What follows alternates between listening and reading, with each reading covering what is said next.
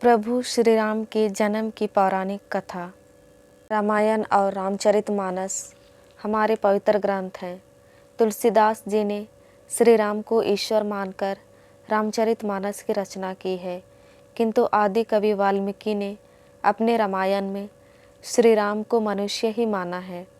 तुलसीदास जी ने रामचरितमानस को राम के राज्याभिषेक के बाद समाप्त कर दिया है। वहीं आदि कवि श्री वाल्मीकि ने अपने रामायण में कथा को आगे श्री राम के महाप्रयाण तक वर्णित किया है। महाराजा दशरथ ने पुत्र प्राप्ति हेतु यज्ञ आरंभ करने की ठानी। महाराज की आज्ञा अनुसार श्यामकर्ण घोड़ा चतुरंगिनी सेना के साथ छुड़वा दिया गया। महाराज दशरथ ने समस्त मानसवी, तपस्वी, विद्वान, ऋषि मुनियों तथा वेद विज्ञ प्रखंड पंडितों को यज्ञ संपन्न कराने के लिए बुलावा भेज दिया।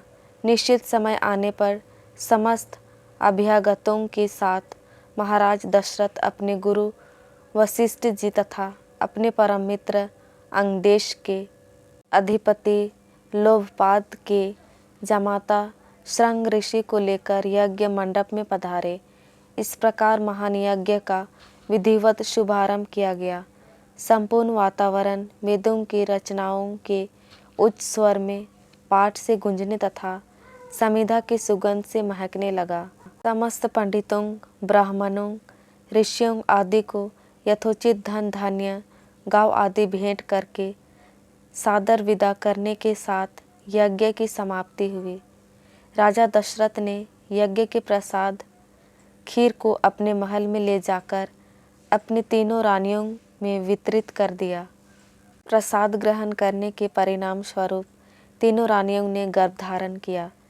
जब चैत्र मास के शुक्ल पक्ष के नवमी तिथि को पुनर्वसु नक्षत्र में सूर्य, मंगल, शनि, बृहस्पति तथा शुक्र अपने अपने उच्च स्थानों पर विराजमान थे, कर्क लगन का उदय होते ही महाराज दशरथ की बड़ी रानी कौशल्या के गर्भ से एक शिशु का जन्म हुआ, जो कि नील वर्ण, चुंबकीय आकर्षण वाले, अत्यंत तेजोमय, परम कांतिवान तथा अत्यंत सुंदर था।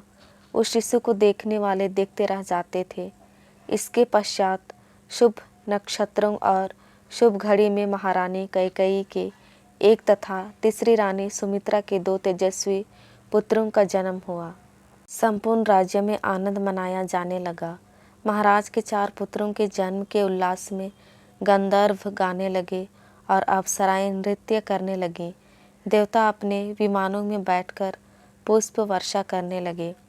महाराज ने उन्मुक्त हस्त से राजद्वार पर आए भाट, चरण तथा आशीर्वाद देने वाले ब्राह्मणों और याचिकाओं को दान दक्षिणा दी। पुरस्कार में प्रजाजनों को धन धान्य तथा दरबारियों को रत्न आभूषण प्रदान किए गए। 4 पुत्रों का नामकरण संस्कार महर्षि वशिष्ठ के द्वारा किया गया तथा उनके नाम रामचंद्र, भरत, लक्ष्मण और शत्रुघ्न रखे गए। आयु बढ़ने के साथ ही साथ रामचंद्र गुणों में भी अपने भाइयों से आगे बढ़ने तथा प्रजा में अत्यंत लोकप्रिय होने लगे। उनमें अत्यंत विलक्षण प्रतिभा थी, जिसके परिणाम स्वरूप अल्पकाल में ही वे समस्त विषयों में पारंगत हो गए। उन्हें सभी प्रकार के अस्त्र शास्त्रों को चलाने तथा हाथी, घोड़े एवं सभी प्रकार के वाहनों की सवारी में उन्हें असाधारण निपुणता प्राप्त हो गई। वे निरंतर माता पिता और गुरुजनों की सेवा में लगे रहते थे। उनका अनुसरण शेष 3 भाई भी करते थे।